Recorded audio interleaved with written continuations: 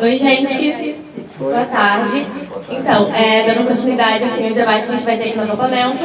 a gente vai começar agora a nossa segunda mesa, que vai falar sobre a luta contra as opressões e o porquê dessas lutas precisarem ser anticapitalistas, né? Porque a luta anti-opressões precisa ser anticapitalista, pensando em todos os relevantes do movimento negro, do movimento de mulheres que a gente tem visto. E aí, para compor essa mesa, hoje a gente convidou a Marília, que é metroviária, né, diretora do Sindicato dos Metroviários e militante do Põe Rosas, e a Odete, que é mestra em literatura brasileira pela UFMG e uma das organizadoras do livro Feminismo e Marxismo, para debater aqui com a gente. E aí, antes de começar, a gente tem uma saudação também da Grazi, que é a professora do município de São Paulo, militante da nossa classe de educação e também do Põe Rosas. Então, por favor, Grazi.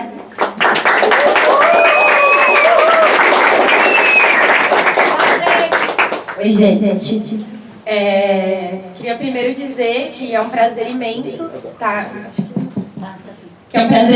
aqui com vocês, que é sempre muito bom debater com a juventude, que é sempre muito bom colar nos espaços de vocês, porque não tem um processo de luta dos professores, não tem um processo de luta da nossa classe, que a juventude está junto, que a juventude anima os trabalhadores, que é uma força imensa que faz toda a diferença para a gente.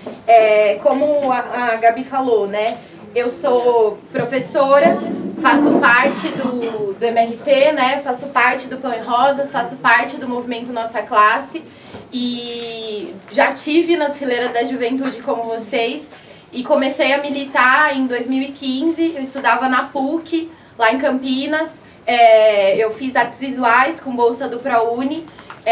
Foram vários anos muito difíceis. Eu acho que todo mundo sabe como é difícil para um jovem trabalhador estar dentro de uma universidade privada e numa realidade como é a nossa, né, no Brasil,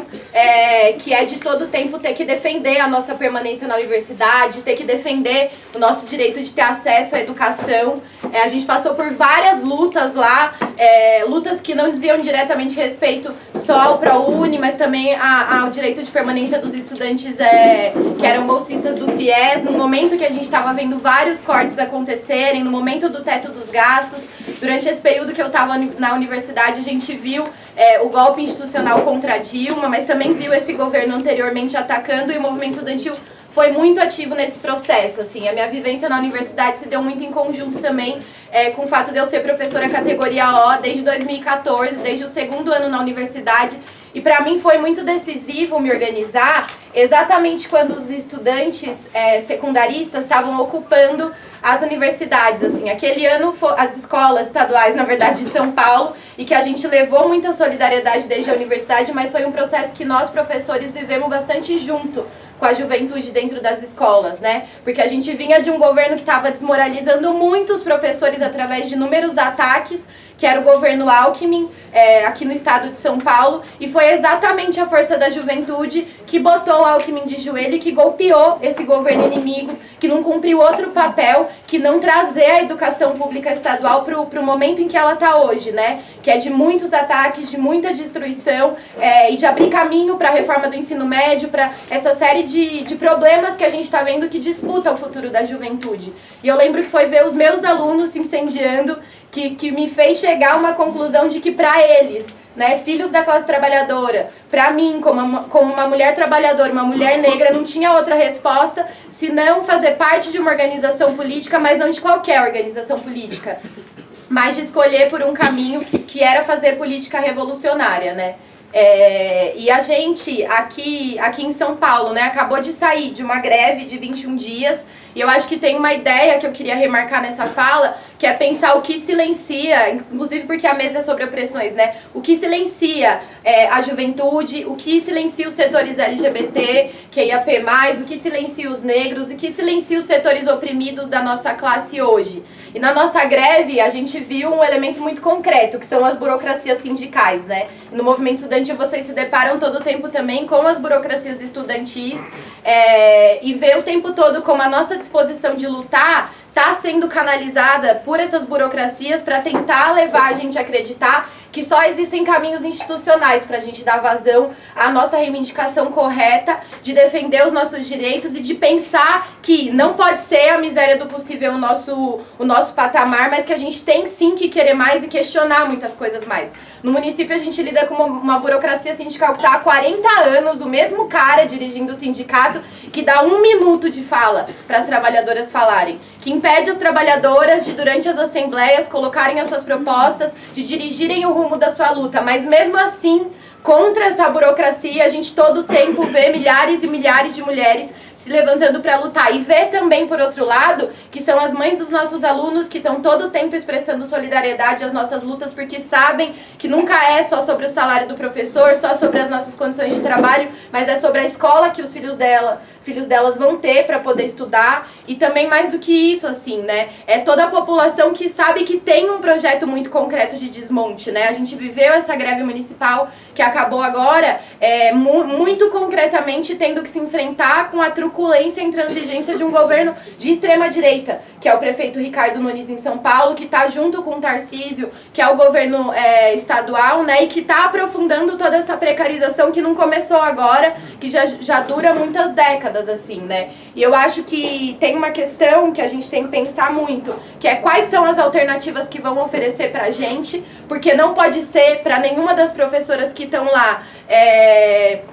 que o que vai nos convencer de que a resposta é, por exemplo, só fazer o que as burocracias estavam dizendo, que era que a gente precisava convencer os vereadores reacionários que queriam enfiar 2,16% de reajuste na gente, quando toda a perca salarial que a gente acumula é de 39%, por exemplo, e achar que aquela velha arada reacionária que estava votando junto com o prefeito ia mudar de ideia, porque as professoras estavam pedindo. O que a gente viu na nossa greve foi que os trabalhadores queriam mais, que os trabalhadores queriam parar a cidade, que os trabalhadores queriam, tipo, aumentar o seu espaço de discussão e de alcance com a população, que os trabalhadores entendiam que tinham caminhos para vencer e que essa burocracia tentou sufocar. E junto com isso a gente viu também uma coisa que é muito absurda, né? Porque em contraposição ao Boulos, ao Nunes, a alternativa que oferecem hoje em São Paulo é o Boulos, né? É uma proposta de uma chapa do Boulos junto com a Marta, que já foi prefeita em São Paulo, que atacou brutalmente a educação, que foi igualmente intransigente como fez o Nunes com as professoras,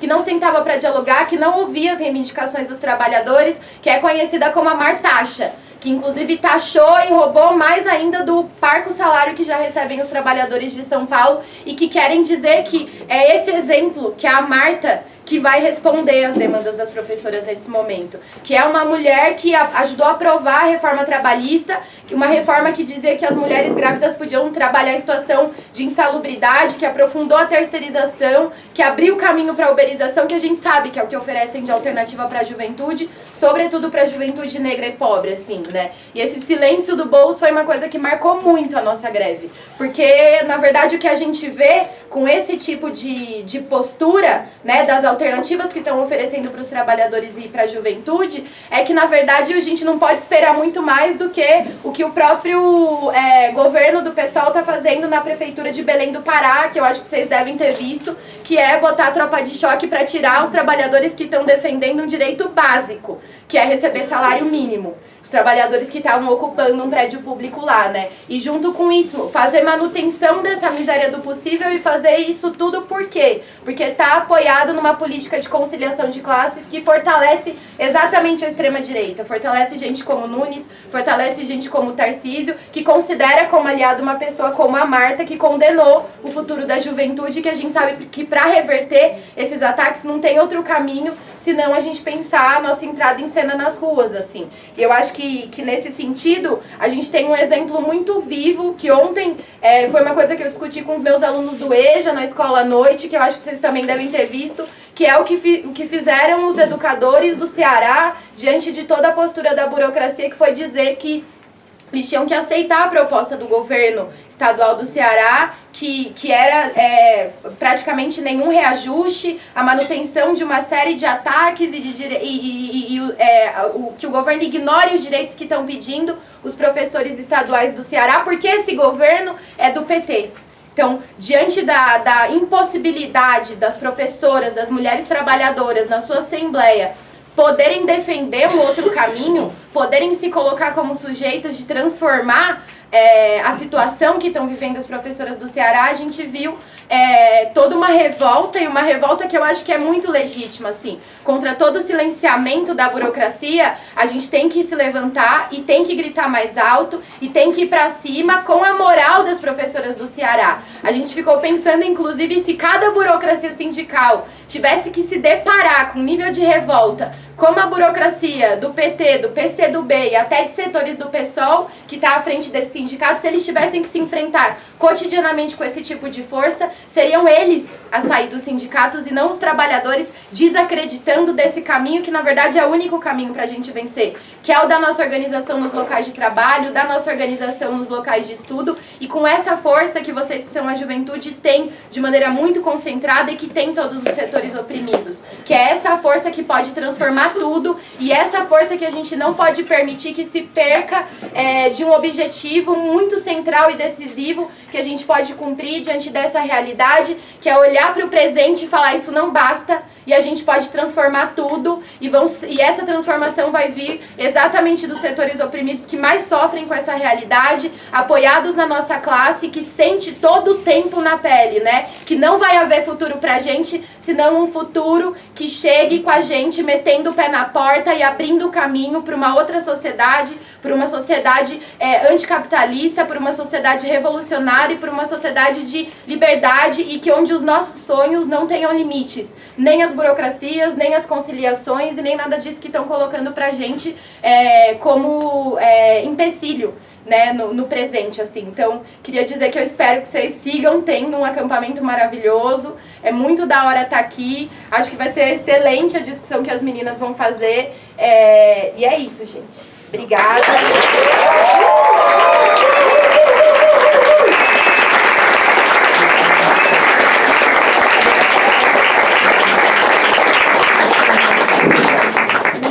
Bom,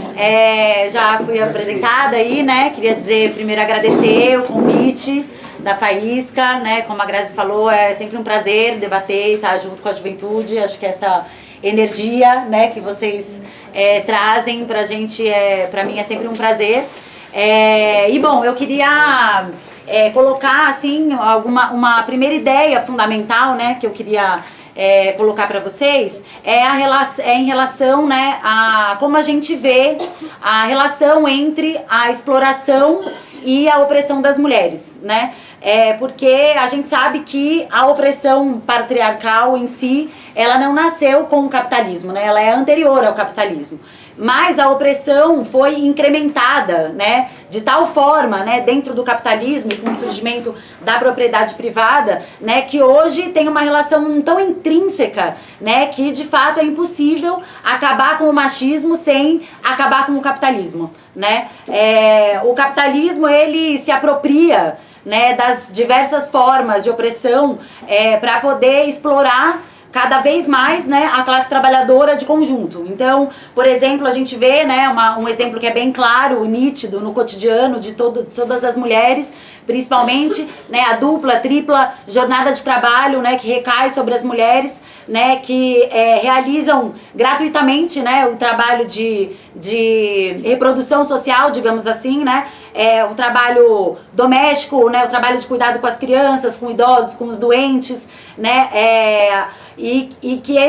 ou então mesmo o processo, né, de rebaixamento salarial da classe trabalhadora, né, que diz sobre a ameaça do desemprego, né, frente a tantos setores precários, né, os setores oprimidos, os setores mais precários da classe que estão, digamos assim, dispostos a trabalhar por salários muito menores, né? Então isso pressiona também todo o conjunto da classe trabalhadora a trabalhar em condições mais precárias, com salários menores e tudo mais, né? E uma das principais formas, né, mais modernas de combinação, né, da opressão com a exploração é justamente a questão da terceirização, né? Que não só, como a gente diz, né, escraviza, humilha e divide a nossa classe, né, mas também a gente vê muito claramente como tem rosto de mulher, em especial de mulher negra, né. No metrô, eu sou metroviária, né, como apresentou, e eu sou operadora de trem na linha 1 azul lá em São Paulo. E basta você andar um dia de metrô para você perceber que entre as trabalhadoras terceirizadas, né, principalmente da limpeza, mas também os serviços que foram terceirizados recentemente, como das bilheterias ou mesmo do atendimento nas estações, a grande maioria são mulheres negras, né, e entre os efetivos é o oposto. Né, entre as trabalhadoras efetivas, os trabalhadores efetivos, operadores de trem e o conjunto da categoria,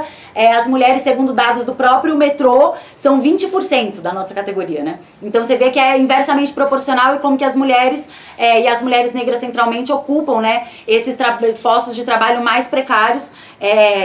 dentro da nossa classe. E com certeza vocês também, né, dentro das universidades, principalmente já perceberam também essa divisão que tem não somente entre os trabalhadores efetivos e terceirizados, mas também dentro dos estudantes, né, a proporção que tem de estudantes de mulheres negras e a proporção que tem de trabalhadoras terceirizadas da limpeza, né, mulheres negras, né? Isso para não falar no setor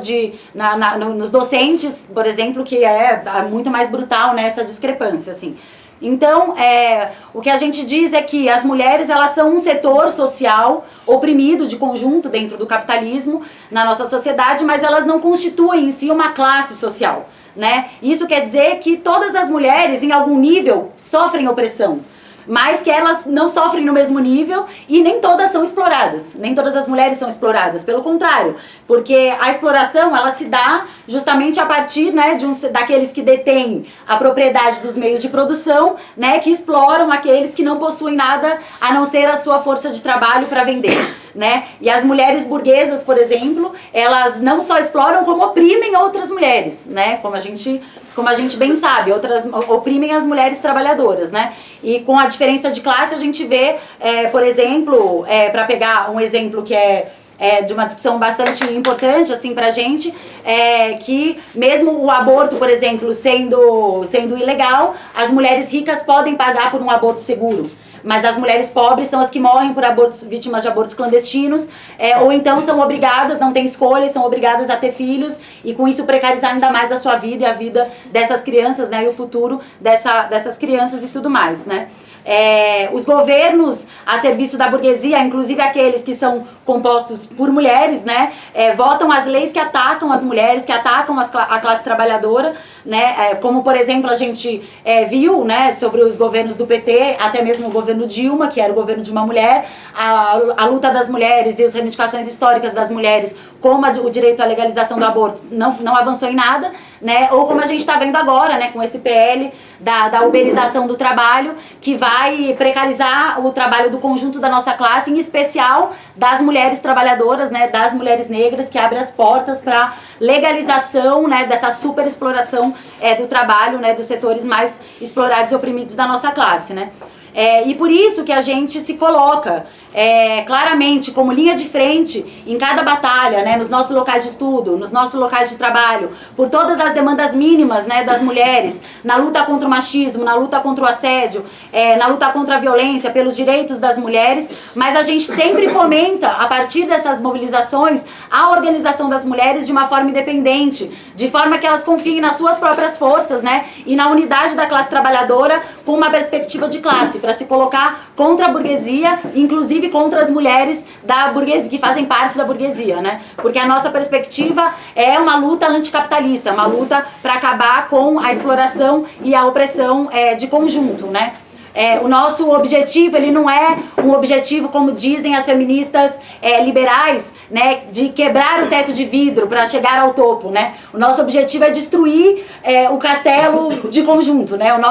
As nossas ídolas não são as mulheres que chegaram no topo, como a Condoleezza Rice, ou a Margaret Thatcher, ou a Michelle Obama, ou mesmo a Dilma, ou mesmo as CEOs das grandes empresas que chegaram, né, no topo das grandes empresas, né? Nosso objetivo não é chegar no topo, nosso objetivo é destruir a pirâmide como um todo, né? Nosso objetivo é destruir as classes sociais, né? E por isso nossas ídolas são justamente as mulheres trabalhadoras, são as mulheres revolucionárias, que na nossa história, como as mulheres russas, foram às ruas por pão, paz e terra, que iniciaram uma greve que foi o estopim da grande Revolução Russa de 1917. Todas as mulheres que protagonizaram, né, processos revolucionários no mundo inteiro, né, as grandes revolucionárias como a Rosa Luxemburgo, a Clara Zetkin, a Krupskaya e tantas outras, né, que dedicaram as suas vidas, né, à revolução, né, aqui no Brasil, como o exemplo que a gente tem das mulheres quilombolas, né, que lutaram contra a opressão, contra a escravidão, né, como a Luísa Marim, como a Dandara de Palmares, as trabalhadoras terceirizadas, né, como a gente, a contemporânea, as lutas contemporâneas nossas, que são grandes exemplos, né, as trabalhadoras terceirizadas que protagonizaram grandes lutas, como a greve que a gente teve a honra, né, de participar, incentivar e apoiar, né, como as greves das terceirizadas na USP, as jovens que foram às ruas em junho de 2013, né, para lutar, né, pelo seu direito ao futuro, né, as metroviárias também, né, a nossa categoria onde as metroviárias também foram linha de frente na luta contra a terceirização e a precarização do trabalho, assim, para colocar alguns exemplos mais históricos e também recentes, porque também poderia ficar falando de 1000 exemplos aqui, né, a tarde inteira. Mas é nessa força, né, que a gente acredita que quando uma mulher avança, nenhum homem retrocede, né? O grande revolucionário russo Leon Trotsky, né, que a gente indica bastante, dizia, né, que aquelas que lutam com mais energia e constantemente pelo novo são as que mais sofreram pelo velho, né? E a gente acredita muito nisso e a gente tem muitos exemplos também de como que isso se deu, né, na realidade, historicamente, e também em pequeno, né, como a gente vê nas nossas lutas. A gente,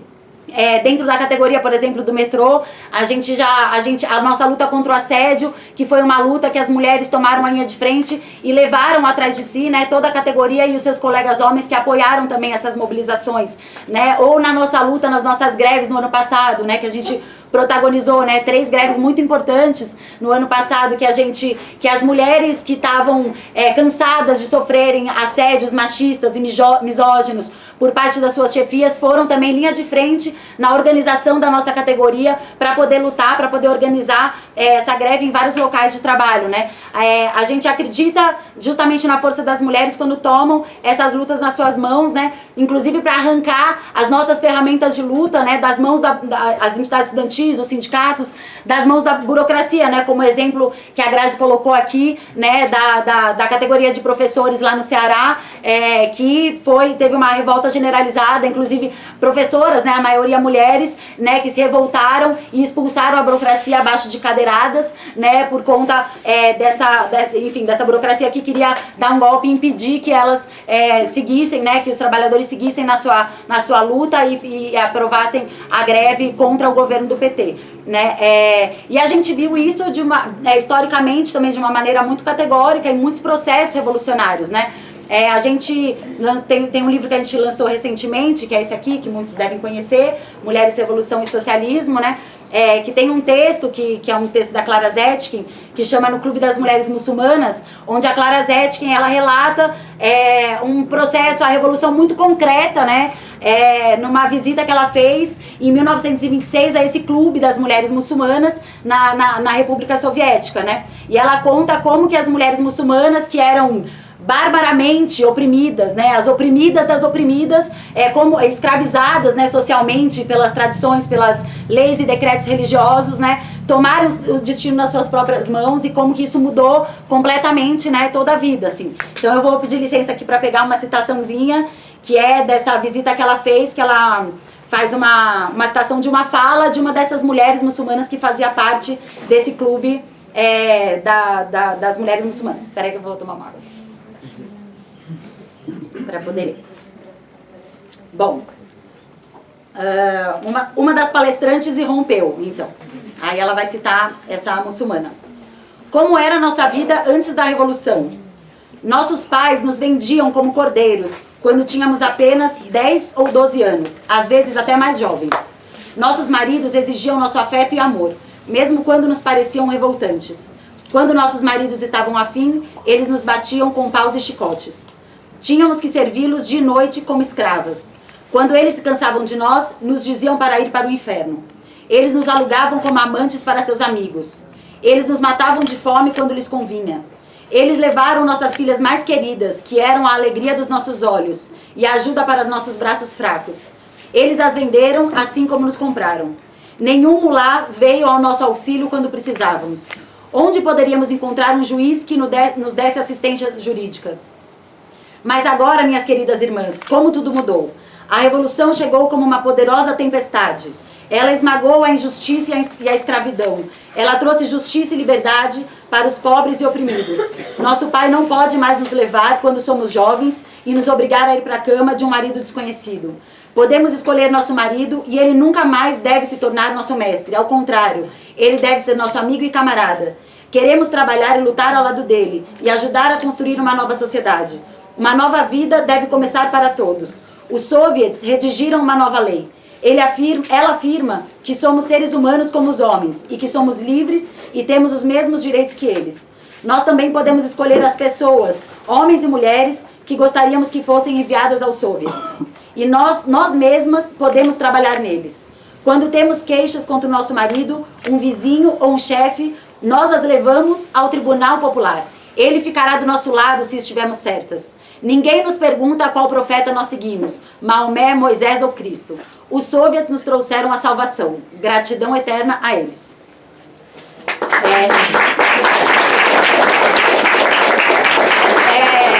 É uma citação, né, assim, muito forte, né, para mostrar justamente, assim, como que a revolução... desculpa, gente, porque é emotivo, né? Como que o poder operário foi o que possibilitou, né, isso. Né? E aí eu queria entrar numa segunda ideia aqui, né, na minha intervenção, que é de fazer uma discussão sobre a teoria da revolução permanente, né, que foi cunhada pelo Leon Trotsky, e o que isso tem a ver também com a luta das mulheres, com a luta e o combate às opressões. Né, porque justamente foi a grande revolução russa e foi o poder operário dos soviets que possibilitou isso, né, a partir de uma visão, né, como ficar claro, nada paternalista, né, e pelo contrário, a partir da organização das mulheres, confiando no poder dos soviets junto com seus companheiros, trabalhadores e camponeses, né. E é isso que a gente chama de hegemonia operária, é isso que a gente coloca, né, quando a classe trabalhadora toma em suas mãos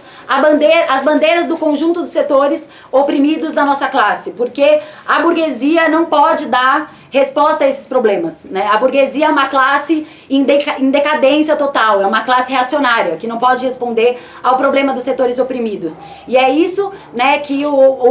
a teoria da revolução permanente do Trotsky chamava, né, que a gente poderia chamar de primeira lei da teoria da revolução permanente, que é essa dinâmica permanente da revolução, né, que a classe operária é a única capaz, no nosso momento histórico, de resolver as demandas democráticas em unidade com o conjunto dos setores oprimidos. E que nessa luta, né, a revolução, a parte das demandas democráticas, dessa luta pelos direitos democráticos, como os direitos das mulheres, que a burguesia não pode dar resposta, e se transforma em demandas socialistas, né, no decurso dessa luta, porque somente a revolução e o fim da propriedade privada, né, é possível transformar verdadeiramente, né, toda a base da opressão. E por isso a gente não acha, como as feministas liberais ou as ditas feministas radicais, né, que os homens são os nossos inimigos e que a classe trabalhadora é machista e ponto, e por isso está perdida para a revolução. Né? Nós não somos céticas da classe trabalhadora, a gente também vive em pequeno, né, alguns exemplos de como a consciência da classe trabalhadora muda no decurso da luta. Né? Então, a gente tem um exemplo até, eu ia colocar um exemplo aqui da luta da Fasson, a Virgínia vai lembrar, né, vou citar aqui a nossa camarada Virgínia, que a gente passou por uma greve, né, dos trabalhadores da Fasson, que era uma empresa quarteirizada do metrô, que prestava serviço para a Alstom, que era terceirizada do metrô, né, que eram trabalhadores da manutenção, então eram majoritariamente homens, né, e a Virgínia esteve lá na linha de frente, em todos os piquetes, durante todos os dias dessa greve, e chegou um dia onde a gente estava lá no piquete, numa manifestação desses trabalhadores, e um trabalhador efetivo metroviário fez uma piada, enfim, né, tipo assim, transfóbica, né, falando que assim, esse pessoal traz aqui gente fantasiada, alguma coisa assim, pra vir pro piquete. E os trabalhadores da Fasson saíram teoricamente, né, os trabalhadores mais precários, mais ignorantes, mais machistas, né, que sofrem todas essas pressões da ideologia burguesa, foram os que saíram em defesa da Virgínia falando, não, ela tá aqui desde o primeiro dia no piquete com a gente e, meu, tipo assim, não, respeita, entendeu? Sabe, assim, não viram romperam com os seus preconceitos, né, anteriores, no curso dessa batalha, porque viram a importância da unidade, né, da nossa classe, assim. A gente, em todas as nossas, digamos, pequenas escolas de guerra, né, no movimento estudantil também vocês devem se deparar com isso, né, a gente nas nossas greves no metrô e tudo mais, a gente se depara, né, com essa situação onde a gente vê realmente que os trabalhadores antes machistas, né, vão tomando consciência da importância da unidade da nossa classe para lutar, né, contra o assédio, pelas demandas das mulheres e do conjunto da nossa categoria, assim. Mas toda a experiência histórica também mostra, né, como os trabalhadores no curso da luta avançam na sua consciência, né, e é por isso que a nossa luta é contra qualquer ideologia que divida a nossa classe entre homens e mulheres, entre negros e brancos, entre trabalhadores terceirizados, uberizados e efetivos, né? A gente acredita que a revolução vai sacudir a cabeça dos trabalhadores que hoje são influenciados pela ideologia burguesa e que nesse processo vão avançar, né, na sua consciência. E aí, nesse sentido, também a gente luta, né, pela tomada do poder, pela classe trabalhadora, né, que é o nosso objetivo, mas a gente sabe que a tomada do poder representa apenas 10% do processo revolucionário, 10% da revolução, né, porque seguindo aí também na teoria da revolução permanente, o que a gente poderia aí chamar de uma segunda lei dessa teoria da revolução permanente é justamente essa que diz, que ressalta que a tomada do poder pela classe trabalhadora vai abrir todo um período, né, de revolução permanente como tal, né, no qual a ideologia da classe trabalhadora vai avançar com o avanço de todas as condições objetivas a partir de uma sociedade livre da propriedade privada, que vai possibilitar que a gente possa varrer toda a ideologia de opressão e preconceito burgueses, né, por uma sociedade livre de toda a opressão e exploração. E finalmente, né, colocar o que aí a gente poderia chamar de terceira lei, né, da teoria da revolução permanente, que é a questão da revolução internacional, né, que coloca a importância da revolução internacional, que sem isso é impossível a revolução avançar, porque a gente não acredita que é possível manter a revolução, né, dentro de um só país. Na verdade, a teoria da revolução num só país foi a base, né, foi uma das principais bases da corrente stalinista, que foi a corrente responsável, né, pela contra-revolução na União Soviética, que retrocedeu, inclusive, de todas as grandes conquistas que a Revolução Russa trouxe, inclusive para as mulheres, né, como, por exemplo, o direito ao aborto, que a União Soviética foi o primeiro país do mundo a legalizar o aborto, e o stalinismo tornou de novo o aborto ilegal,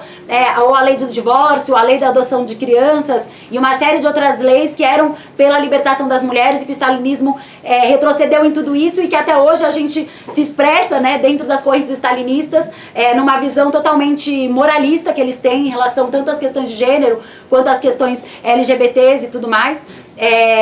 E nós, ao contrário, nós não reconhecemos fronteiras entre a classe trabalhadora e os setores oprimidos, né? Por isso também o nosso exemplo são a resistência das mulheres palestinas, né? É a resistência das mães que perderam seus filhos nesse genocídio, né? Que estão vendo seus filhos definharem, né? Com a desnutrição, as mães que foram assassinadas na fila da ajuda humanitária e deixaram seus filhos órfãos, né? A Faísca, né, a Juventude Faísca, nós do Movimento Nossa Classe, o Grupo de Mulheres Pão e Rosas, nós somos a agrupação que tem a coragem de lutar contra esse genocídio do povo palestino em cada local de estudo, em cada local de trabalho, enfrentando a extrema-direita, enfrentando todo o lobby sionista, né, enfrentando a perseguição dentro das universidades que a gente sofre pela solidariedade que a gente presta ao povo palestino. No metrô, inclusive, nós fomos o único setor do movimento operário que eu tenho notícia, que tirou uma foto no nosso local de trabalho em solidariedade ao povo palestino, com a bandeira da Palestina, né, lá no meu local de trabalho, os operadores de trem. Estamos sendo punidos com advertências pela empresa por causa disso, né, para você ver a perseguição, como é forte, né, esse lobby que a gente tem que enfrentar, né. Enfim, com essas ideias, né, eu queria concluir, na verdade, queria dizer que eu estou muito contente, enfim, de estar aqui com vocês, né, eu comecei a militar com a idade de muitos de vocês aqui, na verdade eu tinha 18 anos, lá na greve, uma greve da USP, né, que eu era da FEFELESH, da Geografia, lá em 2002, a histórica greve da FEFELESH, que muitos devem ter ouvido falar, o pessoal que é da USP seguramente, e lá a gente debatia muita coisa do que vocês estão debatendo aqui agora, né, como vocês discutiram na mesa de manhã sobre o Lênin, né, essas ideias aqui que a gente está discutindo sobre a questão das opressões, amanhã vocês vão discutir outras questões, né, na plenária da Faísca e tudo mais, né, e foram essas ideias que me fizeram despertar justamente, né, para essa luta do comunismo e hoje, 22 anos depois, né, disso, eu sinto essa paixão pela revolução em cada batalha, em cada luta, né, que a gente trava, né, dentro da nossa categoria, na luta da nossa classe de conjunto, nas lutas da juventude. E eu quero dizer para vocês isso isso é o que faz a vida ter sentido, né, porque foram momentos como esse, né, que eu participei de atividades como essa que abriram os meus olhos para enxergar que essa sociedade de miséria não leva a gente a nada, não nos reserva nenhum futuro, né, e que o marxismo dá ferramentas pra gente se ver de outra perspectiva também, né? Nós mulheres, né, as mulheres negras, né, que a ideologia burguesa se utiliza dessa opressão para fazer com que as mulheres se sintam inseguras, para fazer com que as mulheres achem que elas são inferiores, que elas são burras, né, que a gente pensa 1000 vezes, fica cheia de dedos, com medo de falar, com vergonha, né? E isso é funcional para o capitalismo, manter a ordem das coisas, manter a exploração, né, da classe trabalhadora, manter a opressão do conjunto dos setores oprimidos. E o marxismo é uma ferramenta, inclusive, libertadora disso, né, que mostra que a gente tem voz e que a gente pode tomar o nosso destino nas nossas próprias mãos. Então, a nossa discussão de gênero, né, ela não é uma discussão apenas sobre mulheres, ela é uma discussão sobre comunismo, né, e é muito apaixonante a gente se sentir parte, né, uma partícula dessa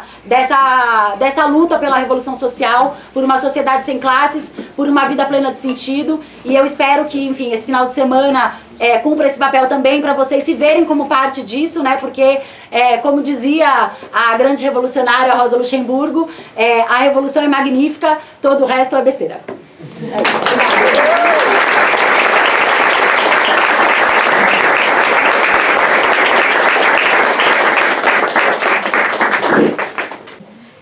Não, primeiramente eu queria agradecer o convite, né? Estou muito feliz de poder estar aqui com todos e todas. E aproveitando assim essa fala da Marília, responsabilidade agora, só um breve comentário assim, porque a Marília comentou isso do começo da militância dela e esses momentos que marcam muito. E um momento muito marcante e fundamental para essa minha decisão de ser revolucionária foi justamente quando a Marília, lá em 2014, junto com outras companheiras metroviárias e companheiros metroviários, estavam fazendo uma greve às vésperas da Copa do Mundo, e eles estavam se enfrentando com o governo do Haddad na prefeitura, com o governo Alckmin, que eu já vi do Lula, né? Mas naquela época os petistas falavam que era o fascismo, o governo Alckmin no estado e a Dilma no governo federal. Imagina, a FIFA desesperada, ia acontecer um grande evento. E pra mim foi muito marcante um dia que a gente estava lá e eles estavam parando um piquete muito estratégico de um local que, se eles parassem ali, o metrô continuava não parando, e era um cenário muito difícil, porque imagino que alguns de vocês devem ter acompanhado ano passado todo o impacto das 3 greves metroviárias. E ver essas companheiras mulheres, né, como a Marília, como várias outras, na linha de frente, para mim foi um negócio muito impressionante, se enfrentando com uma violência brutal da polícia, mas também poder conhecer o nosso debate. Então, várias das coisas que a gente debateu, né, na mesa anterior com o Danilo, várias dessas experiências eu pude conseguir entender um pouco mais profundamente, e isso me fez ter mais certeza ainda da decisão de ser uma revolucionária, justamente porque eram os metroviários, a gente, né, a Marília e vários outros que estavam lá debatendo como a gente ia batalhar mesmo diante da repressão brutal dos governos, para que os trabalhadores fossem quem tomasse a linha de frente da decisão dos rumos daquela assembleia, e ao mesmo tempo os trabalhadores naquela greve que parava o país e que deixava a burguesia internacional em desespero, porque era o país da Copa do Mundo, com o metrô da cidade que ia ser a abertura do jogo da Copa do Mundo paralisado. E os metroviários ali eu entendi, nossa, realmente a classe trabalhadora, ela tem um poder estratégico e quando eles tomam a decisão, eles podem tudo. Então essa greve para mim foi muito emocionante, foi muito decisiva para esse momento. Eu estou muito feliz de estar aqui ao lado da Marília para poder, espero contribuir um pouco para que vocês também se sintam chamados a esse convite a militar na Faísca, quem ainda não é da Faísca, mas quem é da Faísca ser cada vez mais embandeirado dessas ideias, porque poder ter essa experiência para mim também me fez ter ainda mais convicção de que eu tinha que ir na universidade. Naquele momento eu era estudante da Letras na USP, né? Mas que eu tinha que batalhar para ganhar mais pessoas para essas ideias, assim, né? Então, a partir desse comentário um pouco pessoal, mas que é bem importante para mim, eu queria agora nessa mesa desenvolver um pouco mais alguns elementos ligados a isso que a Marília já colocou um pouco, que a gente chama da teoria-programa da Revolução Permanente e da própria estratégia soviética, mas ligado à reflexão da luta negra, né? Como que esses aspectos eles podem dar vazão muito profunda para que as negras, os negros e negras eles possam estar na linha de frente da construção dessa sociedade que a gente quer, que é uma sociedade sem racismo, sem machismo, sem LGBTfobia, sem nenhum tipo de opressão e exploração, que é uma sociedade comunista, né? E para isso eu queria abordar a partir de 3 ideias fundamentais, assim, né? Trabalhar um pouco elas, que é a ideia do racismo como um produto histórico determinado, um produto histórico de determinado momento das relações de produção, assim, né? Depois a discussão sobre a relação entre a luta negra e a luta de classes e o porquê a Revolução Permanente ela ainda é tão atual e como eu acho, né, e a gente defende isso, que ela é a melhor ferramenta para o combate às opressões. Assim. Então, primeiro, em relação a essa primeira ideia, o racismo como um produto histórico, a fala também ela vai ser uma grande propaganda desse livro aqui, gente. Então, olha, quem quiser, fica a recomendação, ele é maravilhoso. E nesse livro, justamente, tem um texto que chama Quando Surgiu o Preconceito contra o Negro, do George Brightman, que era um revolucionário norte-americano, que eu acho que é de 54, se eu não estiver enganada. E lá ele vai debater a relação entre o capitalismo e a escravidão. Então, né, como marxistas, a gente volta à raiz para entender, tipo, a origem da opressão. A Marília colocou aqui um pouco como o patriarcado é anterior ao capitalismo, mas o capitalismo se apropria muito bem. Só que a gente vê que o racismo, ele nasce junto com o capitalismo, né? Então, eu vou citar aqui um trecho desse texto do Brightman, que é muito bom, que ele coloca assim, né? Seja qual for o século escolhido, a questão é essa. O preconceito racial contra o negro surgiu para justificar e preservar o sistema de trabalho escravista que operava de acordo com os interesses do capitalismo nos estágios pré-industriais. E manteve-se ligeiramente modificado pelo capitalismo industrial após a escravidão se tornar um obstáculo para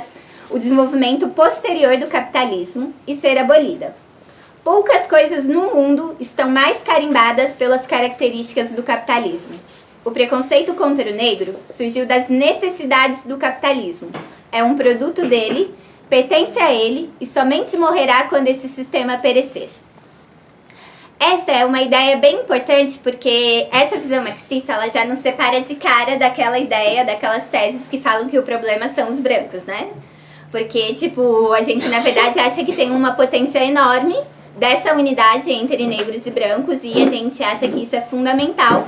para poder lutar contra o racismo. E justamente essas teses que falam da branquitude, na universidade a gente vê bastante, né, a universidade para atacar o marxismo revolucionário, né, essa mesma universidade que mantém a terceirização de pé, também ao mesmo tempo dá muita vazão dentro da própria academia para teorias que possam atacar, e parece super, né, você tá aqui, olha, debatendo o racismo, só que na verdade atacam uma forma de como você vai acabar com o racismo, porque justamente essa ideia que o problema está na branquitude, ela torna meio insolúvel, né, é quase impossível você acabar com o racismo. E a gente acha que a gente pode sim acabar com o racismo, porque, né, acabar com o racismo é acabar com os brancos, tipo, não tem isso. Então, isso claramente a gente já se separa bastante dessas ideias, porque a gente acha que tem... eu me sinto muito mais próxima de um operário branco, heterossexual, do que o Obama Kamala Harris ou de várias outras negras, ou da própria Djamila Ribeiro. Não tenho nada a ver com essa mulher, mas eu me sinto muito mais próxima de vários trabalhadores metroviários que estavam lá na luta contra a privatização do que deles. Eu tenho muito mais em comum com a vida desses trabalhadores do que dessas mulheres. E nesse sentido, né, eu acho que é uma questão bem importante para a gente entender essas ideias da relação do racismo com a escravidão, né? Isso que o Breitman fala, ele já está expresso no Marx, quando Marx vai escrever o Capital, né? E aí tem um capítulo que ele fala das bases da acumulação primitiva do capital, e tem mais uma citação, gente, mas que essa citação ela é bem forte também, que o Marx fala assim: a descoberta de terras auríferas e argentiníferas na América, o extermínio, a escravização e o soterramento das populações nativas nas minas, o começo da conquista e saqueio das Índias Orientais, a transformação da África numa reserva de peles negras. Então ele determina que esses aspectos são parte de vários componentes que vão construindo esse processo histórico de acumulação primitiva, assim, né? E ele vai demonstrando como esse processo de desenvolvimento capitalista, ele vai se dando a nível internacional. Então isso é uma mudança bem importante desse momento também, porque as relações entre os estados, entre as nações, elas vão cada vez mais se colocando num âmbito mais de descoberta do mundo, grandes navegações e tudo mais, esse âmbito mais internacional que vai tendo na base do processo de desenvolvimento capitalista, assim, né? O Clóvis Moura, ele é um importante sociólogo brasileiro, e ainda que a gente tenha algumas diferenças estratégicas com ele tem uma definição boa no livro dele, que chama Rebeliões na Senzala, e aí ele faz uma introdução de como que se dá esse processo da escravização negra no Brasil, que eu acho que nos ajuda a relacionar isso, que eles se baseiam um pouco nessa ideia do Marx, né, a partir dessa visão de como foi esse processo de acumulação primitiva, e ele vai relacionar isso para como pensar a relação com a escravidão no Brasil, né? Eu acho que muitos de vocês já ouviram falar, a gente aprende isso no livro de história, a ideia de que, na verdade, o trabalho negro veio porque os índios eram péssimos trabalhadores, né, os indígenas, e aí tinha que substituir. Só que de que ponto de vista os indígenas eram considerados mal trabalhadores? Do ponto de vista capitalista. Porque os indígenas têm uma forma de produção e uma forma de organização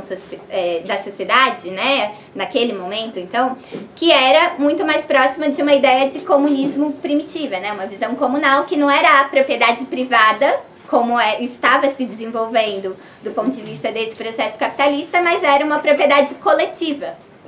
E eles tinham essa outra lógica de divisão de trabalho. E imagina, os colonizadores, esses desgraçados, chegam aqui e tentam, ir pra cima dos povos indígenas e acabar com essa cultura. Durante um determinado momento, quando eles estabeleciam relações de troca, isso estava bem, só que eles queriam muito mais. Eles queriam, tomar essas terras. Então, quando começou a tentar se colocar mais em via de ter a propriedade privada, essa posse, isso começou a se chocar mais com as formas da sociedade indígena, e eles se recusavam a trabalhar para os colonizadores. E os colonizadores tinham que, para conseguir manter isso, fazer muita repressão, muita violência e usar de várias questões. Então isso foi uma das questões, o Clóvis Moura coloca isso também, questões internas, que levava a essa fundamentação de que você tinha que estava muito difícil a relação ali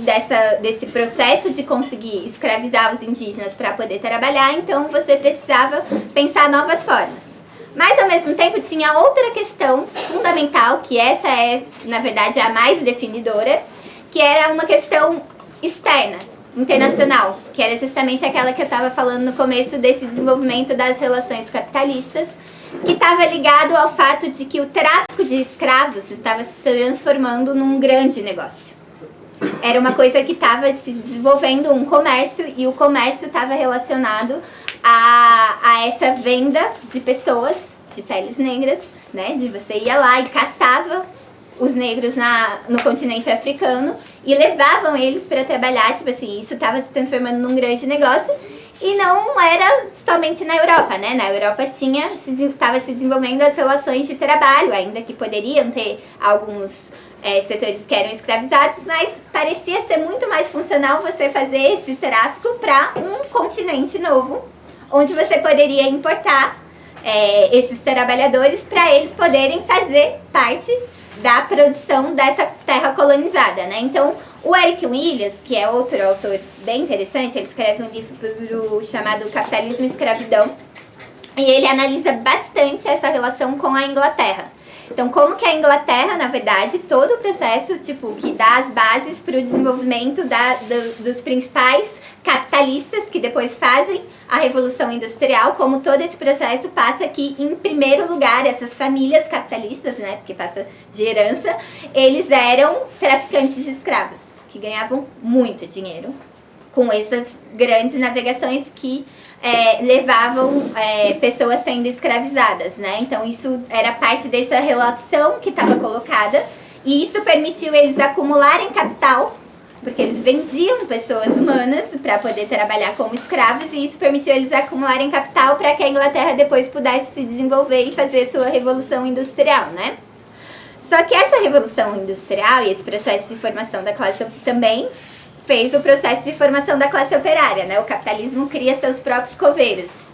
Desse ponto de vista, eu acho que é bem importante quando a gente vê essa relação, assim, desse processo de formação do capitalismo e a relação com o racismo. Por quê? Porque depois eu vou entrar mais na segunda ideia da luta negra e luta de classes e porque que, inclusive, a escravidão acaba, mas o racismo segue. Só que justamente já nessa origem já dá pra ver uma ideia que depois o Trotsky vai desenvolver, né, a partir de um momento, de um novo momento, de um novo estágio do capitalismo, mas ali já naquele embrião, tipo assim, é muito profundo essa relação de como o capitalismo ele vai se desenvolvendo, colonizando, a colonização é parte fundamental do capitalismo, colonizando novas terras, escravizando pessoas, né, tipo assim, o trabalho escravo está nessa base fundamental, mas ao mesmo tempo isso, então é uma forma que vai dar um processo para um desenvolvimento mais avançado, então se faz a revolução industrial e se desenvolve novas tecnologias, mas que ao mesmo tempo convive, ainda que não no mesmo lugar geograficamente, mas convive e é produto do trabalho escravo. O capitalismo é assim, depois a gente vai ver, né, como até hoje, vocês estudam em universidades de elite, que tem desenvolvimento de tecnologia de última geração, mas os trabalhadores do bandejão têm que lavar prato com a mão e adoecerem por causa disso, porque essa universidade se recusa a gastar dinheiro para que eles possam ter, que a gente possa ter bandejões que sejam não fruto de trabalho precarizado e terceirizado, mas sim que sejam lucrativos, né, para geralmente os mesmos burocratas que estão lá nos conselhos universitários.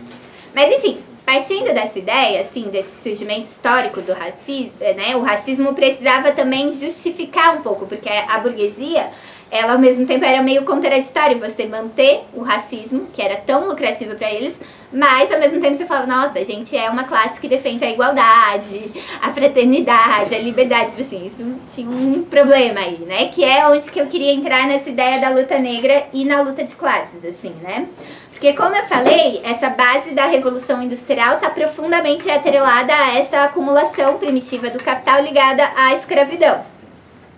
E na Inglaterra, né, se tem esse desenvolvimento da indústria como nenhum outro país do mundo se consegue. Na França, por outro lado, que é outro país capitalista bastante importante,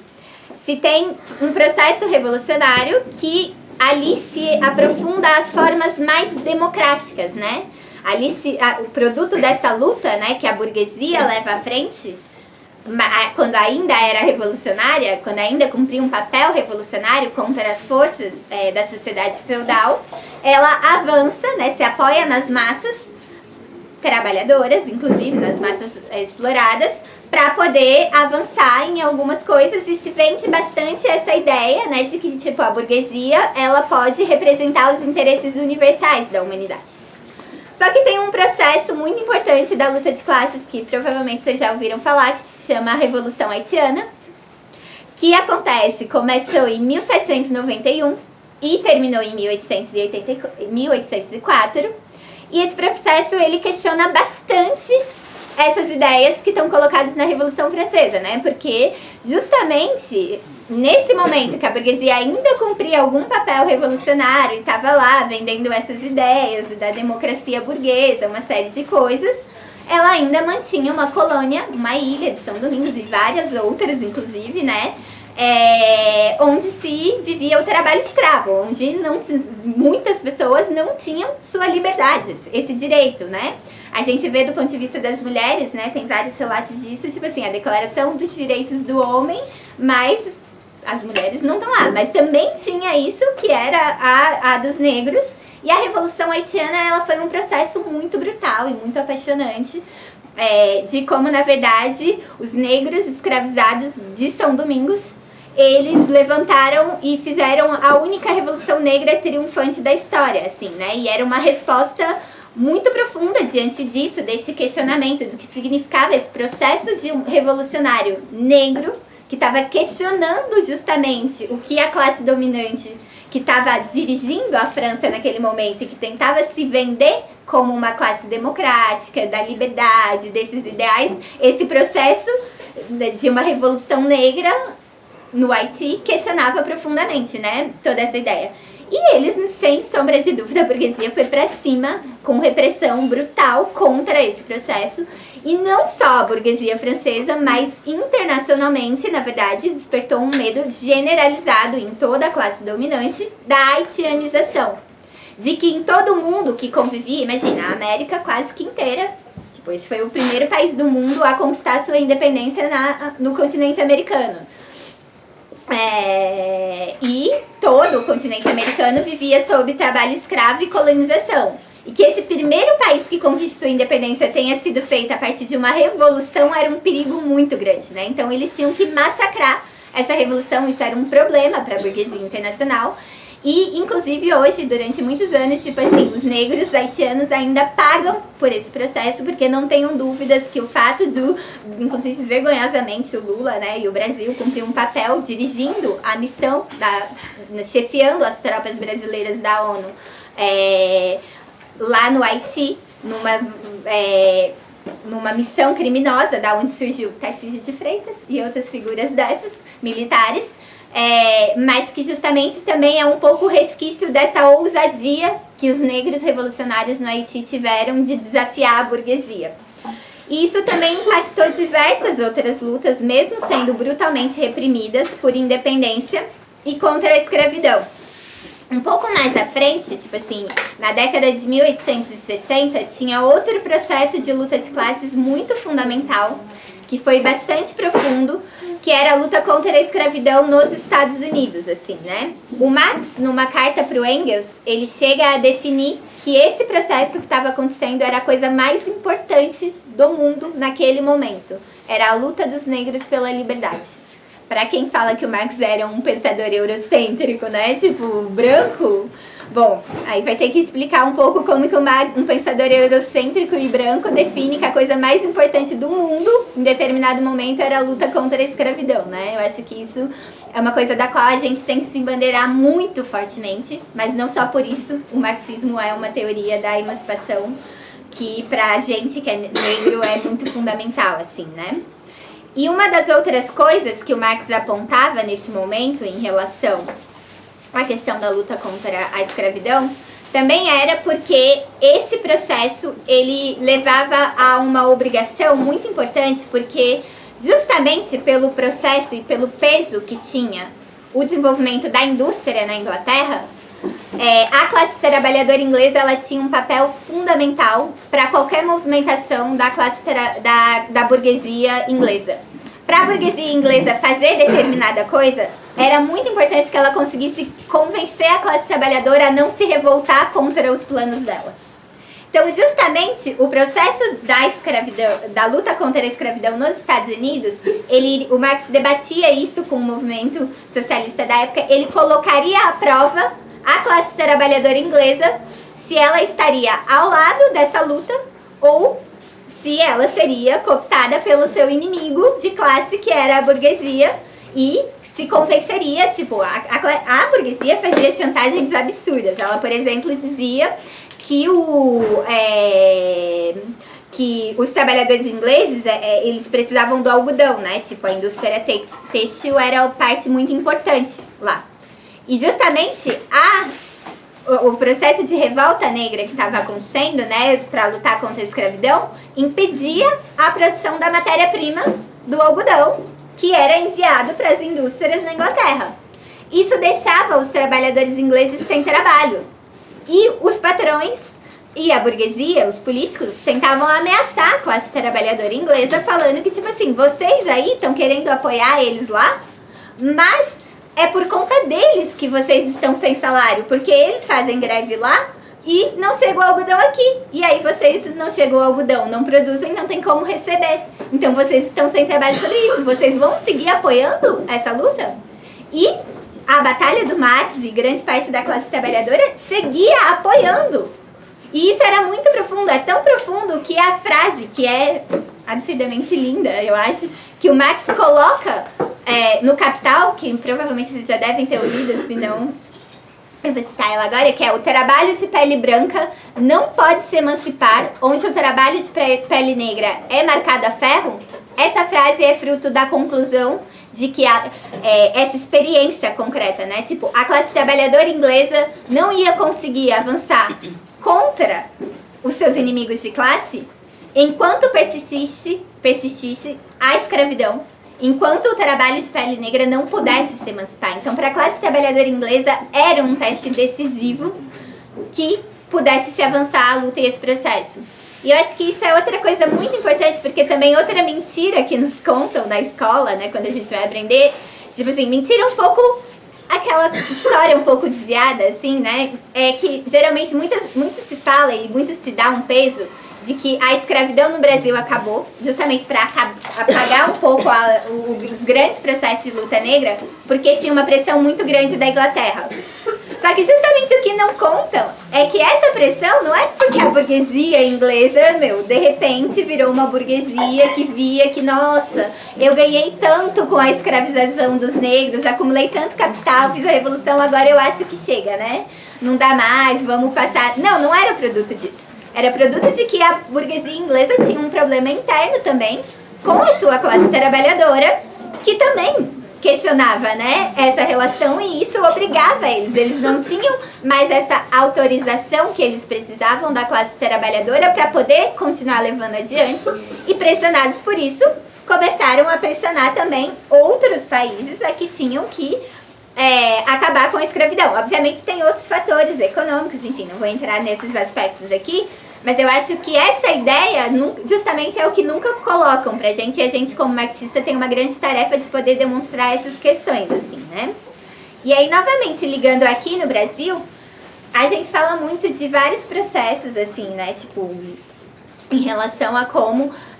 historicamente, a gente reivindica, né? Tipo, os quilombos como um produto de luta e resistência muito forte, que nunca é contado também, de vários outros processos que vão tendo, assim, de resistência, que os negros sempre se rebelaram contra a escravidão. Mais uma vez, nesse livro aqui tem uma outra frase do C.R.L. James, que é outro grande revolucionário, que ele fala que o negro dócil, ele é um mito, porque o único lugar onde os negros não se rebelaram é nos livros de história dos historiadores capitalistas. E justamente, tipo assim, a burguesia tenta esconder toda essa história porque é um grande problema que a gente saiba que a história desse país é a história da luta de classes. Que a luta negra é parte da luta de classes. É tão parte da luta de classes, como eu estava falando, em relação a ver a relação escravidão nos Estados Unidos, na Inglaterra, no Brasil e tudo mais, mas mesmo aqui, eu não sei se vocês sabem, mas os primeiros sindicatos que são formados no país, porque durante um período, principalmente no século XIX, né, tem uma convivência entre o trabalho livre, alguns trabalhadores livres, e a ampla maioria do trabalho, que era trabalho escravizado nos grandes latifúndios. Mas em algumas cidades que começam a se desenvolver mais isso, esse processo vai colocando, principalmente, sei lá, nos ganhadores também, né? Os negros de ganho, que vão tomando as ruas da cidade e eles vão vendendo, fazendo os primeiros comércios que tem, e que esses trabalhadores se colocam lá. E ao mesmo tempo tem os trabalhadores brancos que ficam nas lojas, né? Os caixeiros.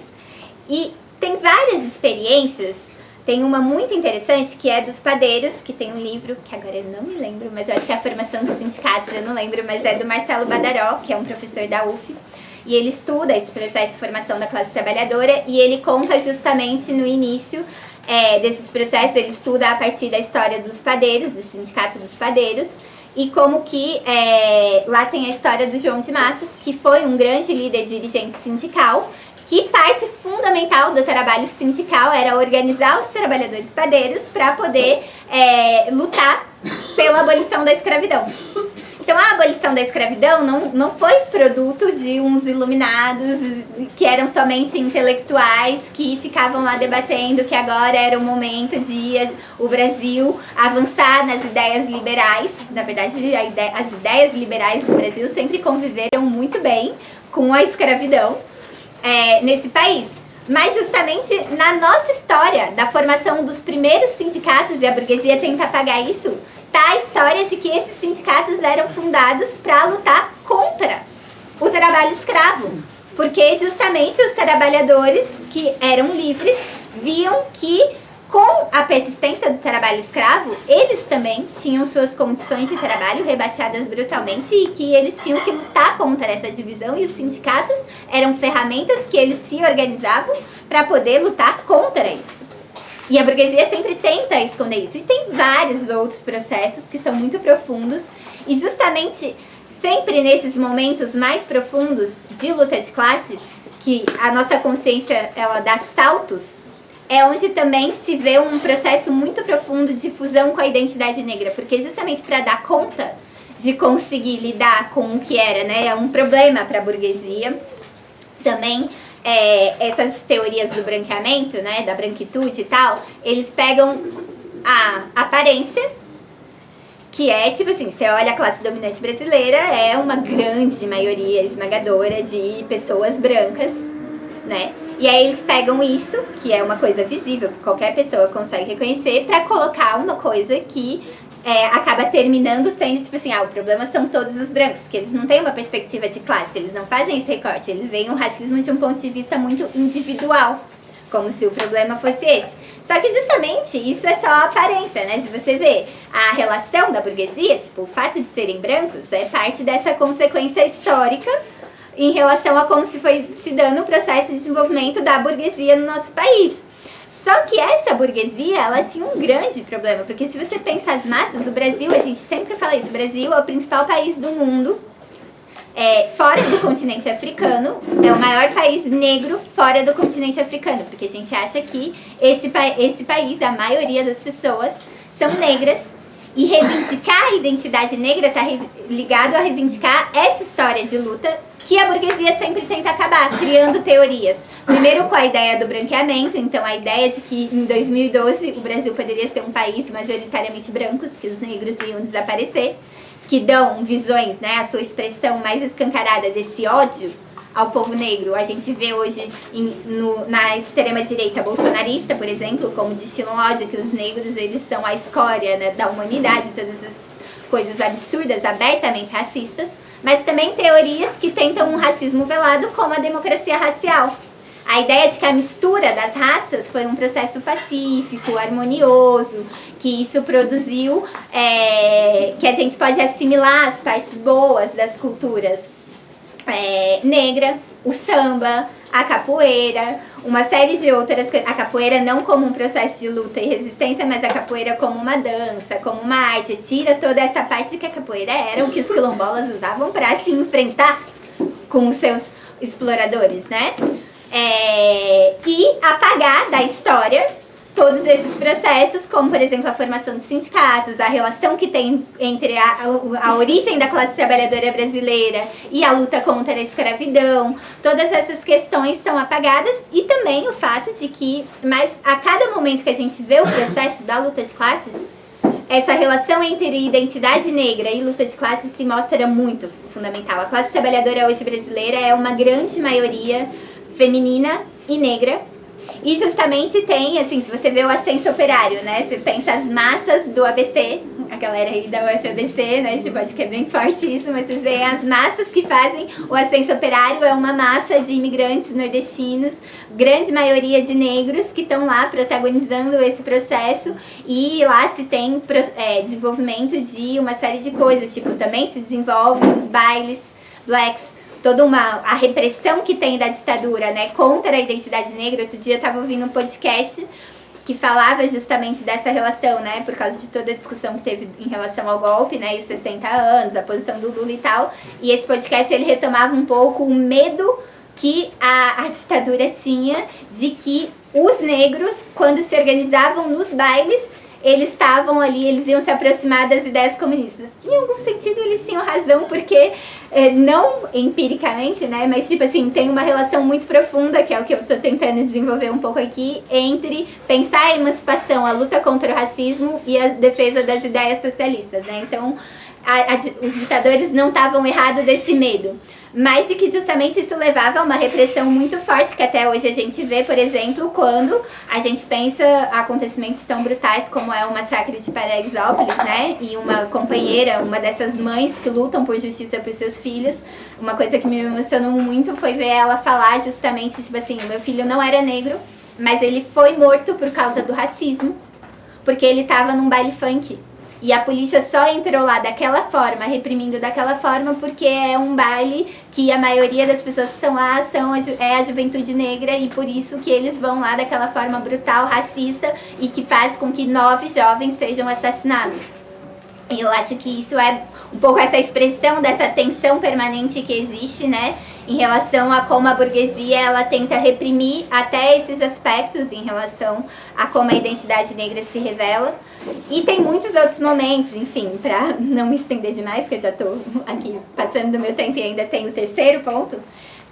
desse sentido da luta negra que se expressa de forma internacional. Por exemplo, a gente estava comentando na mesa anterior sobre o Lenin, né? E o Danilo, ele citou as teses da Terceira Internacional, que é a declaração da luta pela igualdade racial, e faz um congresso que se debate teses e resoluções em relação à luta negra. O congresso de Baku, né? Todo o impulso que a Revolução Russa gera para que os povos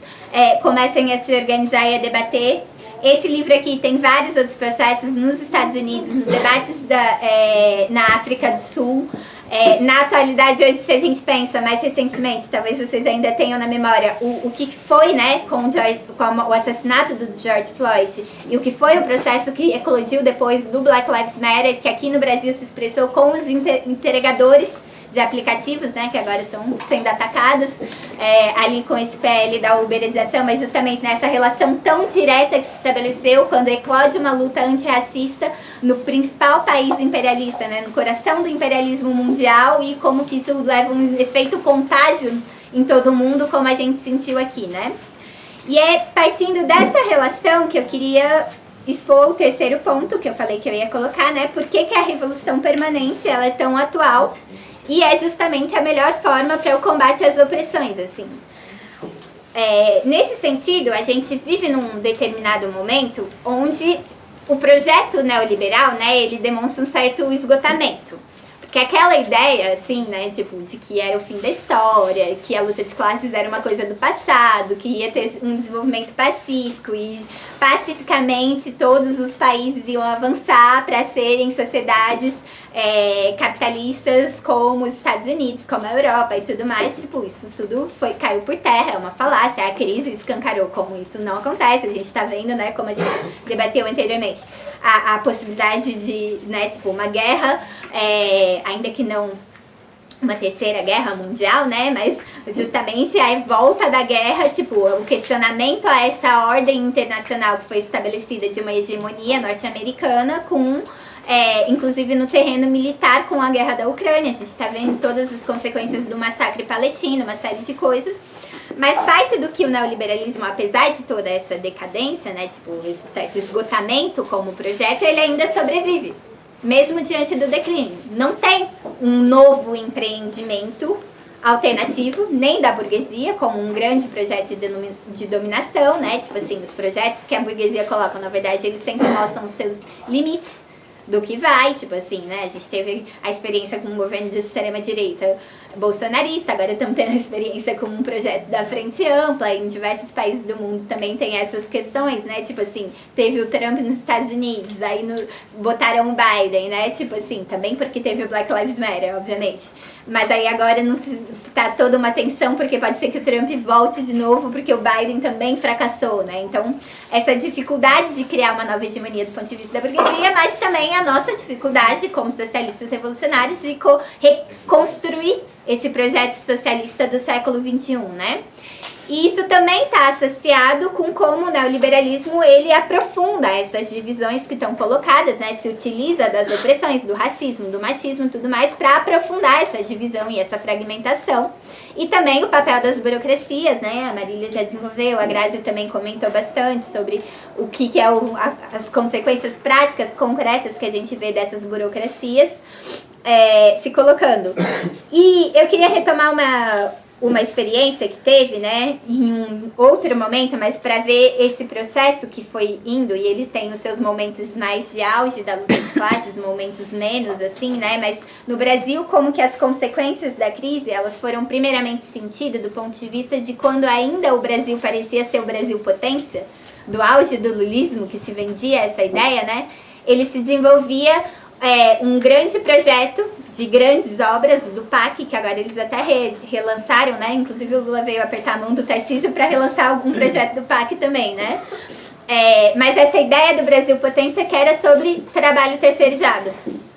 E justamente um dos momentos que começa tipo, esse potencial de um processo de luta de classes muito importante e que ele se combina muito brutalmente com a luta negra foram as greves selvagens da construção civil, em Belo Monte, inclusive, que era uma usina, né, hidrelétrica, que significava para os povos indígenas daquela região, inclusive, uma devastação brutal, mas que o projeto de desenvolvimento capitalista que o Lula oferecia estava ligado a poder avançar ali, inclusive ignorando as reivindicações dos povos indígenas. E, por outro lado, quem levava adiante a construção desses projetos eram operários, em sua maioria negros, que viviam em uma condição brutal de morar em containers, de ter uma alimentação muito precária, e ali naquele momento esses trabalhadores se revoltaram, se rebelaram, atropelaram a burocracia, por isso a ideia de greves selvagens, e isso foi um processo muito profundo que começou a questionar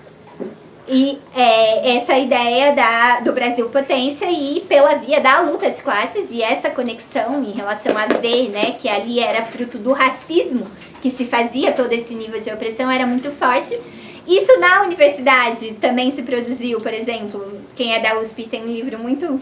emocionante que conta essa história da precarização tem rosto de mulher, se produziu também das greves das terceirizadas, a Marília comentou aqui, né, que essas trabalhadoras, inclusive, em greve, lutando lá contra a precarização, contra a falta de salário, elas escrevem uma carta para esses operários da construção civil, que é muito forte. E ali, esse potencial enorme que depois também ele sai às ruas em junho de 2013 com um grito que ecoava, que era "Cadê o Amarildo?", um pedreiro negro assassinado pela polícia. Então, assim, esses momentos muito fortes de luta de classes, de processos que a classe trabalhadora se colocava, e era uma classe trabalhadora negra, mas era o conjunto da classe trabalhadora também que iam se colocando, e depois um processo que era mais difuso, junho, né, que eram as massas na rua, e a juventude, trabalhadores, enfim. É todo um debate em si, junho, que eu não vou entrar aqui, mas como tinha também uma marca forte em relação à questão negra, com esse grito "Cadê o Amarildo?", e depois se desenvolve muito profundamente, por exemplo, né? A gente viveu um processo, eu e algumas camaradas que estão aqui, que foi justamente as duas últimas universidades do país que se recusavam a ter cotas, e a gente viveu um processo de luta nessas universidades, da qual orgulhosamente a gente foi parte, que era a luta pelas cotas raciais, étnico-raciais, e se hoje a USP e a Unicamp, que foram as últimas a aceitarem as cotas, né, elas têm cotas justamente porque os estudantes se organizaram junto com os trabalhadores, fruto desse processo de questionamento de que era escandaloso que a maioria da juventude negra ficasse de fora da universidade, e a gente, como uma juventude revolucionária que estava lá na linha de frente dessa batalha pelas cotas, também debatia com todo mundo que essa luta negra dentro da universidade também tinha que se colocar também na luta em defesa do fim do vestibular, porque enquanto existir o vestibular, é a juventude negra que vai ficar de fora da universidade, e essa luta tinha que ser parte de um mesmo processo. E também a questão das terceirizadas. Hoje em dia, vocês devem ver, tem um sentido comum mais forte em relação a você defender os terceirizados e as pessoas rechaçarem. Na minha época, isso 2014, não era assim, gente. A gente ia fazer fala em assembleia falando das terceirizadas e a gente era atacado por gente dentro do movimento negro que falava que a gente estava tentando vir como totens, fazendo pautas brancas, colocando coisas que desviavam da luta pelas cotas. Mas muito orgulhosamente a gente se enfrentou, bancou essa luta, defendia os terceirizados. Esse é o papel também de uma juventude revolucionária, de marcar ali coisas que no momento parecem um enfrentamento muito difícil, que a gente parece estar isolado, mas que são esses combates também que permitem que depois, né, novas gerações, com a entrada das cotas, com essa conquista e tudo mais, também se possa colocar mais brutalmente que hoje, né, a gente consiga impulsionar, por exemplo, como é o manifesto contra a terceirização e que diversos setores do movimento estudantil passem a defender os terceirizados como parte de uma luta de ver que também é muito importante, assim, né? Então, essa relação da identidade negra e da luta de classes, ela é bem importante, assim, né? E frente a esse fortalecimento que tem no país, a burguesia dá suas respostas. O bolsonarismo, com um choque à direita, né, de retomar o viés mais racista que tem, então ele questiona a democracia racial para dizer que a gente tem que ser abertamente racista mesmo, mas também vias de neoliberalismo progressista que tenta cooptar, por exemplo, o Carrefour, que ele tem um projeto agora que é 30 mil lideranças negras. Então, assim, eles falam que até 2030 querem colocar 10 mil lideranças negras até 2030, né? E essa ideia de que os negros podem estar no topo e tudo mais. Só que esses negros podem continuar a estar no topo da liderança e tudo mais. Só que ainda assim o Carrefour vai se manter e vai ser uma empresa que gera lucros, porque a maioria dos trabalhadores são negros, LGBTs, mulheres, que estão lá como caixas de supermercados super explorados, como atendentes, como trabalhadores da limpeza que ganham uma miséria para poder fazer esse serviço brutal de exploração, que muitas vezes o seu próprio salário eles gastam a maioria no supermercado, porque é geralmente assim o salário, né, o nível de precarização que está colocado. E mesmo que tenha 10 mil lideranças negras, isso no Carrefour não vai mudar, porque a propriedade privada continua sendo algo fundamental dessa empresa. Então essa representatividade liberal, ela é uma coisa que não muda a vida da ampla maioria dos negros, né? Mas também tem uma outra via que aparece um pouco mais à esquerda, talvez algumas pessoas podem se perguntar, talvez seja uma alternativa, eu acho que vocês já devem ter ouvido falar da ideia do racismo estrutural do Silva Almeida, que hoje é ministro dos Direitos Humanos do governo de Frente Ampla Lula Alckmin, né? E esse conceito de racismo estrutural, inclusive, ele surge muito, ele é publicado em 2020, esse livro, né? E ele surge muito como produto, inclusive, desse momento que tem da luta de classes e da identidade negra se colocando com mais força e tudo mais. E tem questões que são mais progressistas, de reconhecer que o racismo ele não é um produto individual, né, das pessoas, mas ele tem uma relação histórico-social, que ele é herdada da modernidade, do colonialismo, enfim, de que tem as instituições que são contaminadas pelo racismo e se conformam a uma ordem social racista, né? Então essa ideia, inclusive em algum sentido, algumas pessoas falam que, né, acho que o próprio Silva de Almeida eu não lembro agora se ele abertamente fala assim, mas muitas pessoas veem o Silva de Almeida como parte de um marxista que ele defende essas ideias e agora está no governo. Mas essa ideia de racismo estrutural, na verdade, ela tem elementos que não são dessa base marxista e que se afasta dele e que justamente por isso, por não ter essa visão, perspectiva marxista, é que se justifica a concepção de que ele acha que sendo um ministro, né, difunde essa ideia de que dentro de um ministério ele poderia avançar para combater o racismo de um ministério de um governo capitalista. Porque o governo Lula é um governo capitalista, que mantém as reformas, que mantém a precarização, que aprofunda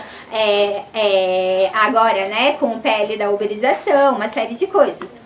E que na visão dele, quando ele determina essa ideia de racismo estrutural, ele coloca que as instituições elas são hegemonizadas por determinados grupos raciais que utilizam esses mecanismos institucionais para impor seus interesses políticos e econômicos. Só que qual é o problema por trás dessa ideia? O problema é que toda a visão do racismo estrutural, que ele se embasa no livro,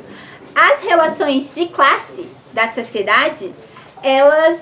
não são parte determinante. Os agentes, né, tipo assim,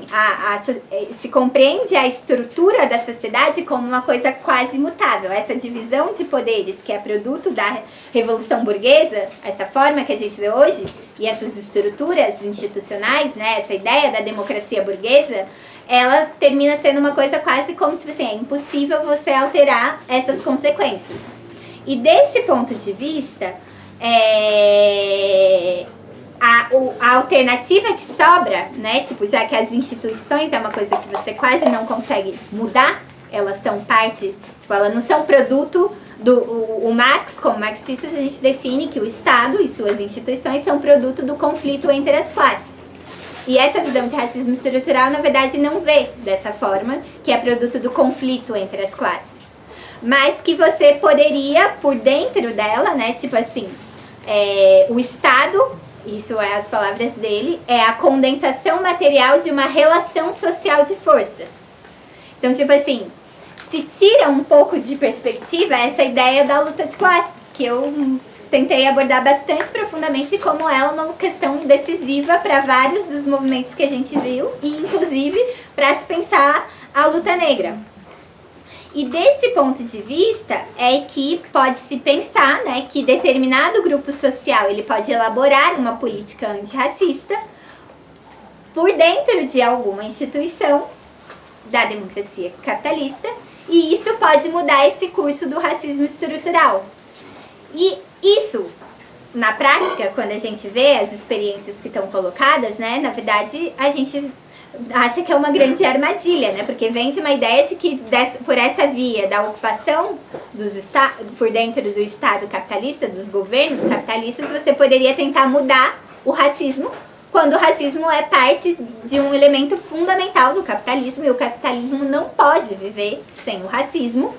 e que os exemplos a gente vê, por exemplo, inclusive que, na verdade, fica bastante limitado mesmo a própria atuação, se você pensa que tem uma chacina policial brutal, como foi a que teve agora na Baixada Santista, né, da qual a gente vê o Tarcísio lá com 58 mortos, a polícia fazendo um massacre. E o que Silvio de Almeida, a partir do Ministério, ou a Aniele Franco fizeram sobre isso? Qual a discussão sobre a polícia fizeram? E não fazem por quê? Não fazem porque são parte do governo Lula, que vai lá, no começo dessa chacina, fazer um grande evento, junto com o Tarcísio, trocando elogios e fortalecendo a frente ampla, porque a conciliação de classe está fortalecendo essa extrema-direita, porque é um governo de conciliação de classes. O Silvio Almeida, quando teve a questão dos presídios, não sei se você viu, né, as privatizações do presídio, ele foi questionado sobre isso, e mesmo sobre isso ele não se pronunciou.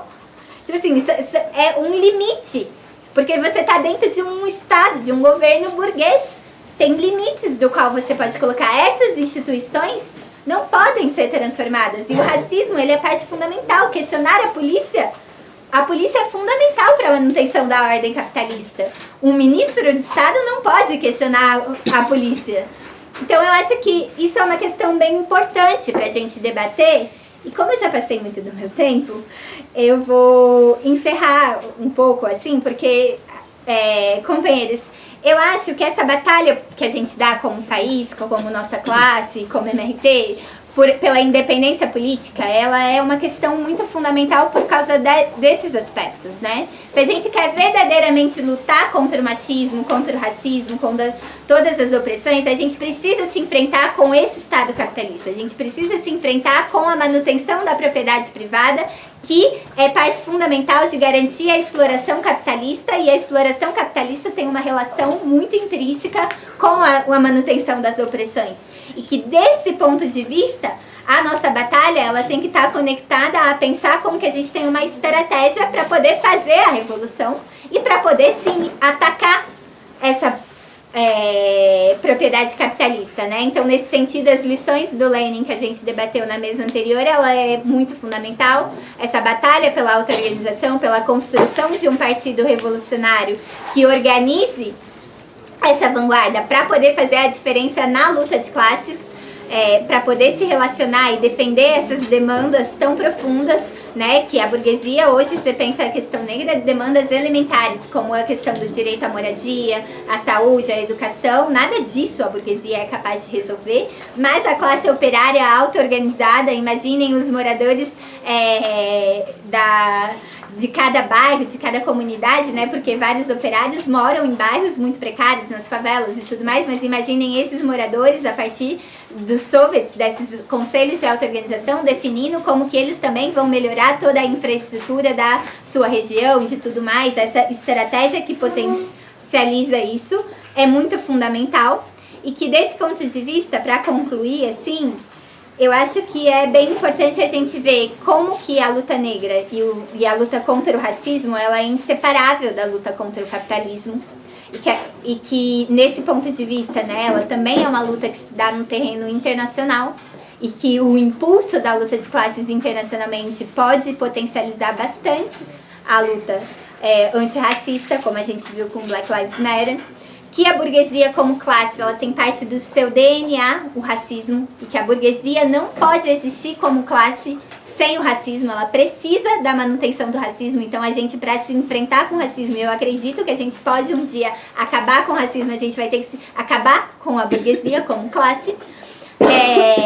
e que a classe trabalhadora, ela pode, porque ela é essa classe trabalhadora composta, no Brasil inclusive é muito claro isso, né, composta majoritariamente por negros, por mulheres, por LGBT, setores que são oprimidos da população, e que ela pode, mas ao mesmo tempo ela precisa tomar essas demandas. A gente precisa batalhar para que, como os exemplos que a gente citou aqui na mesa, né, isso seja parte de resgatar essa história da classe trabalhadora para se expressar com muita força, porque a luta de classes também é a luta antirracista, também é a luta das mulheres, também é a luta das LGBTs, isso também é parte da luta de classes, mas a gente como revolucionários batalha para que essas distintas lutas tenham um objetivo comum, para unificar elas para um enfrentamento contra o Estado capitalista que garante a manutenção de todas essas opressões, né? Então, desse ponto de vista, eu quero muito ouvir vocês e o comentário, me desculpa ter passado bastante do tempo, mas enfim, eu acho que a gente pode fazer uma boa troca, um bom debate, e eu queria que essas ideias, a partir disso, dessas discussões, vocês também vissem a importância fundamental e decisiva de que não só se sintam tocados por elas, vejam, mas se vejam muito como sujeitos de levar essas ideias adiante, porque também estamos fazendo esse acampamento aqui, porque a Faísca, né, a gente quer ampliar essa força de setores que batalham por essas ideias, de que se convençam profundamente de como a gente pode sim dar fim a essa sociedade de miséria e de opressão, mas que para isso hoje a gente precisa se preparar, se organizar, e a gente faz esse convite a ser parte da Faísca justamente por isso, não porque a gente acha que a gente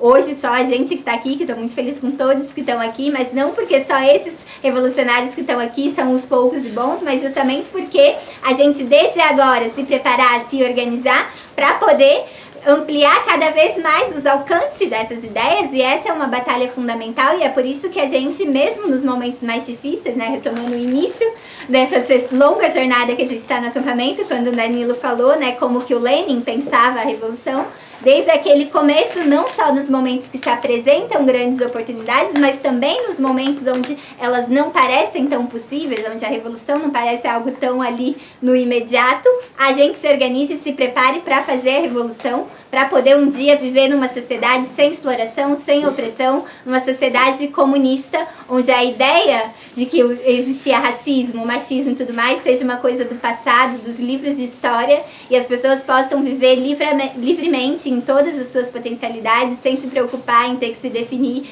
como gênero, inclusive a sua própria identidade negra não seja uma coisa que seja mais necessário, porque a identidade negra vem como afirmação em combate ao racismo. Só que numa sociedade onde não existe o racismo, ela pode se expressar livremente, todas as identidades, sejam elas quais forem, e isso não vai ser um fator de divisão, de fragmentação, de segregação, mas sim isso vai ser para que a nossa individualidade